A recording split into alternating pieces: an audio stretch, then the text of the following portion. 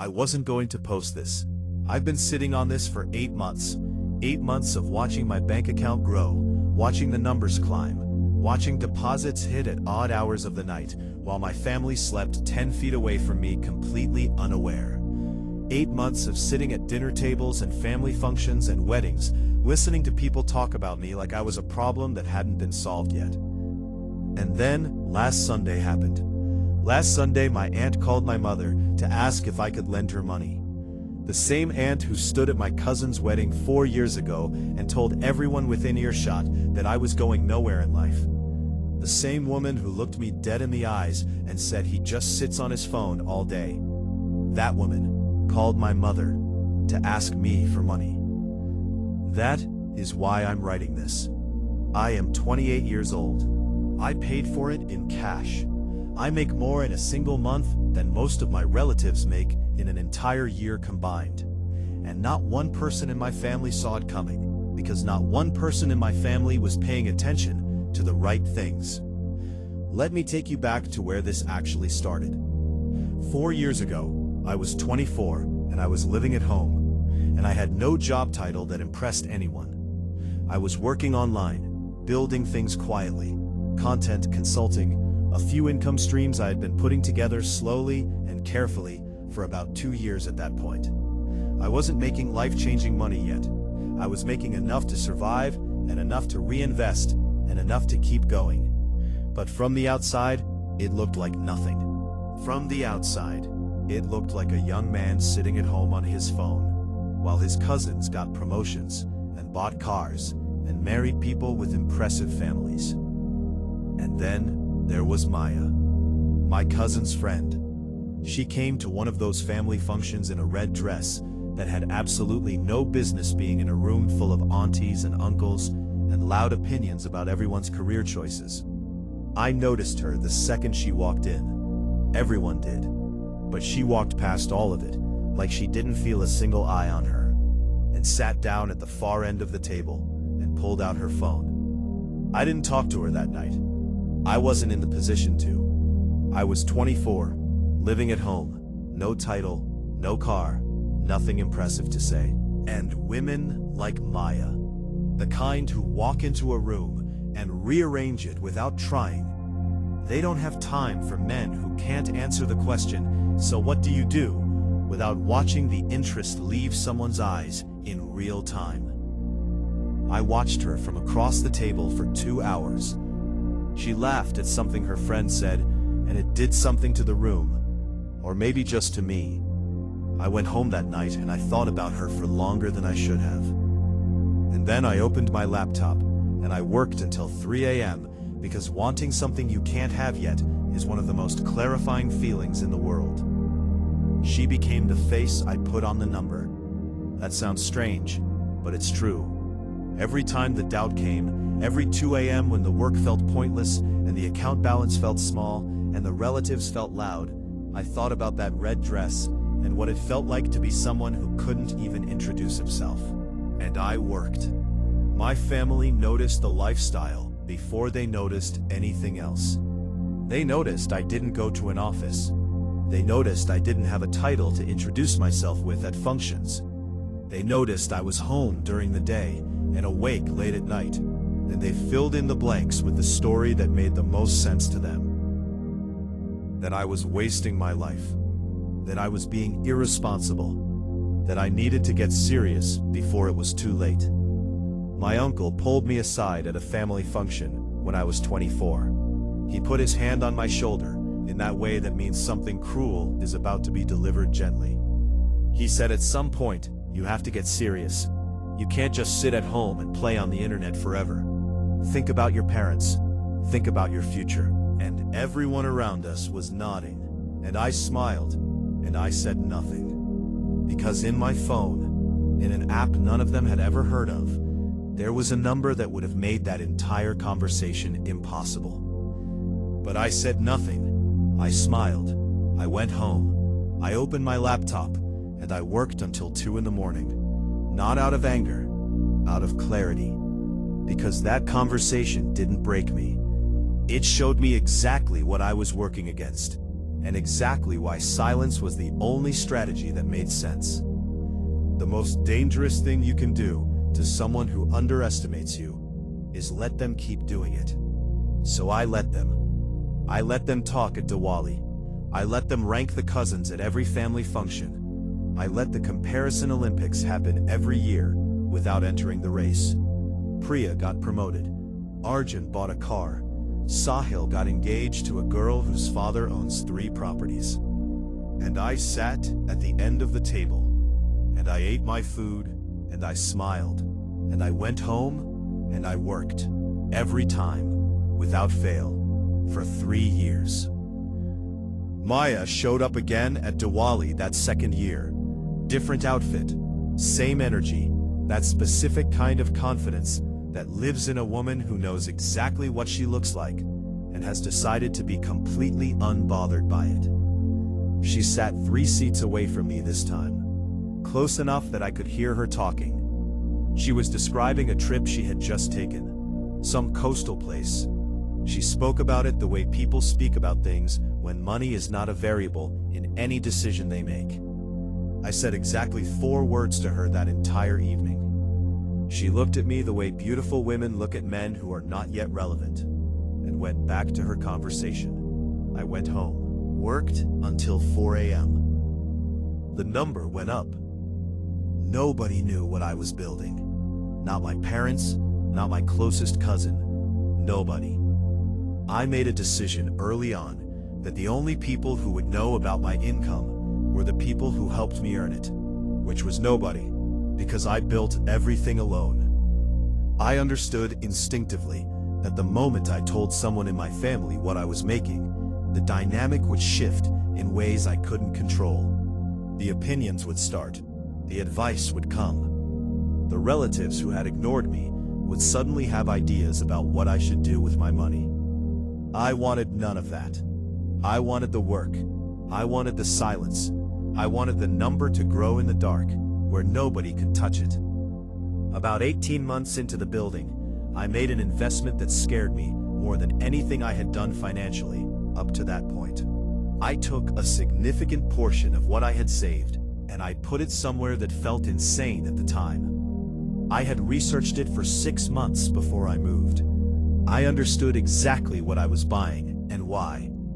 I had a number in my head, a specific number that meant something to me personally. Not yacht money, not generational wealth. The number that meant I was free. Free from the hand on the shoulder. Free from the whispers. Free from sitting at the end of the table and smiling at things that were designed to make me feel small. 3 months after I made that investment, the number crossed my threshold at 11:47 on a Tuesday night.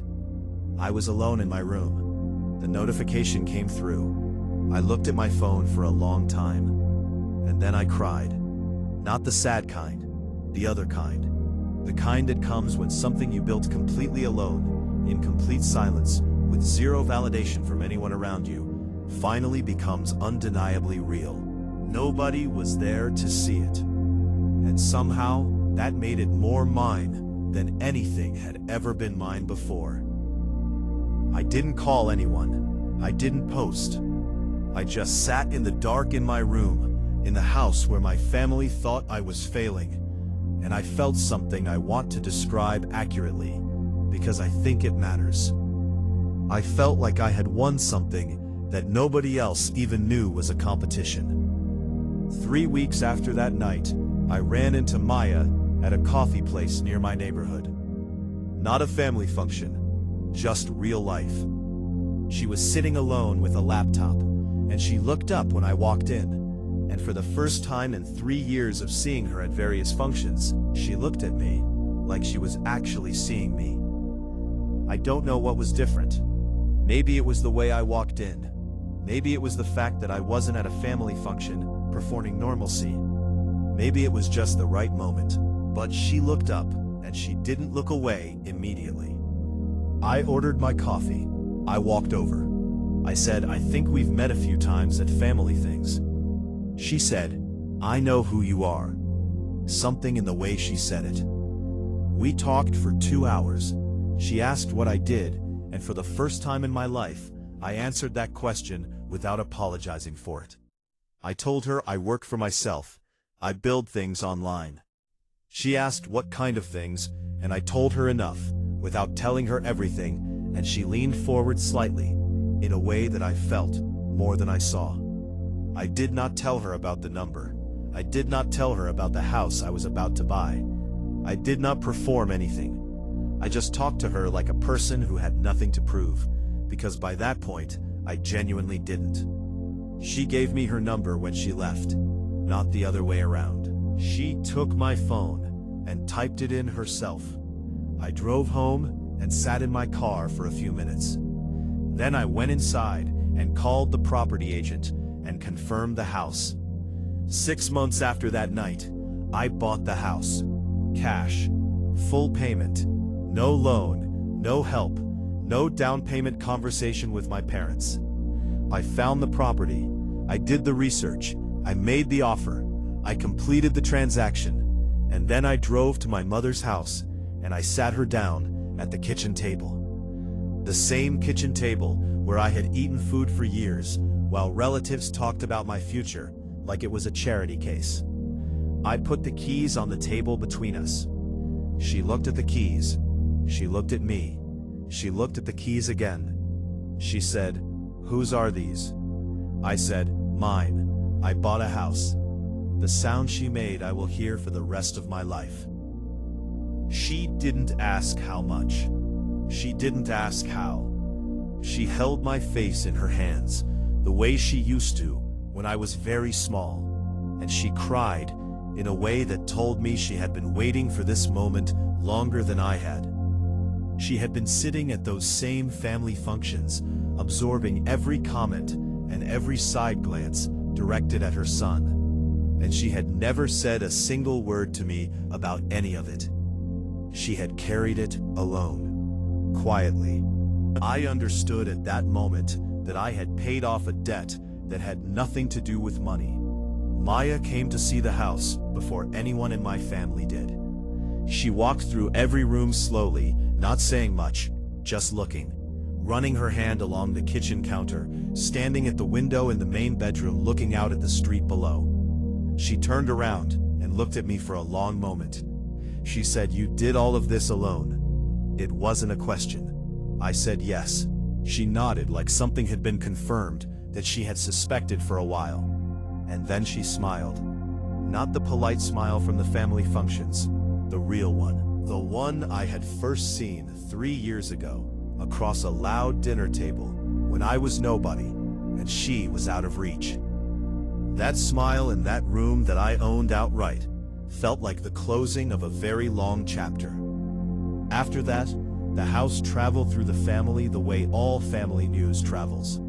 Through phone calls, cousin group chats, and casual mentions at functions. Within 2 weeks, everyone knew. My uncle, who told me to get serious. My aunt, who called me a cautionary tale. The cousins with the promotions and the cars and the impressive marriages. They all found out the same way, through the network, through the noise. Nobody called to congratulate me directly. One aunt texted, the nice one, the one who whispered at Diwali that something had changed about me. She sent one message that said, "I always knew." That was it. That was the only acknowledgement I needed. 3 weeks after the news spread, my aunt called my mother. The aunt from the beginning of this story. She needed money. Her son, my cousin with the impressive life, had run into a situation I won't detail here. She couldn't call me directly. Too much pride for that. So she called my mother, and my mother came to me quietly without pressure and just said she called. I told her I'd mention it. I sat with that for 3 days. I want to be honest about what those 3 days felt like, because it wasn't the clean, triumphant fantasy I used to imagine when I worked late at night and pictured the moment the tables turned. There was something complicated about it. Something that didn't feel like winning exactly.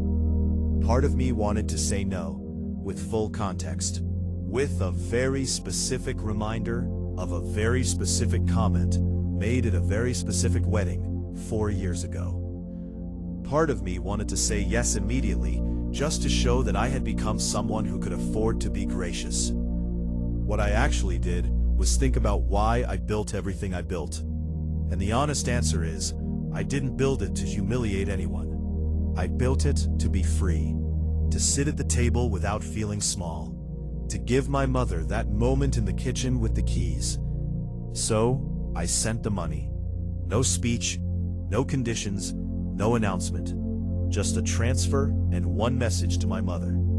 Tell her it's a gift, not a loan. Because the most powerful thing you can do with the life you built is be generous with the people who didn't believe in it. Not because they deserve it, because you have become someone who can afford generosity, and that is the version of yourself you actually want to be. Maya and I had dinner the night I sent that transfer. I told her what I had done, not the amount, just what I had decided and why. She was quiet for a moment. Then she said, "That is the most attractive thing I have ever heard anyone say." I didn't answer, I just smiled. Because 4 years ago, I was nobody at the end of a table, watching a woman in a red dress laugh at something I wasn't part of. And now, I was sitting across from her in a restaurant I chose, and paying a bill that meant nothing to my account. And she was looking at me the way I once looked at her. Full circle doesn't even begin to cover it. They called me a failure for 4 years. I spent 4 years building in silence. And on a Tuesday night at 11:47 p.m., alone in a dark room with a notification on my phone, I became the person they didn't see coming. That is the whole story. If you are sitting at a table right now where nobody sees you yet, if you are in the early stages of something that looks like nothing from the outside, if you are absorbing the comments and the comparisons and the pitying hands on the shoulder, I want you to hear this. Let them keep talking. Go home, open your laptop, work until 2 a.m. The silence is not a punishment. It is the price of becoming untouchable. And the day will come when you put the keys on the table. And on that day, nothing they ever said will matter even slightly. And if you're lucky, really lucky, someone in a red dress will be there to see it.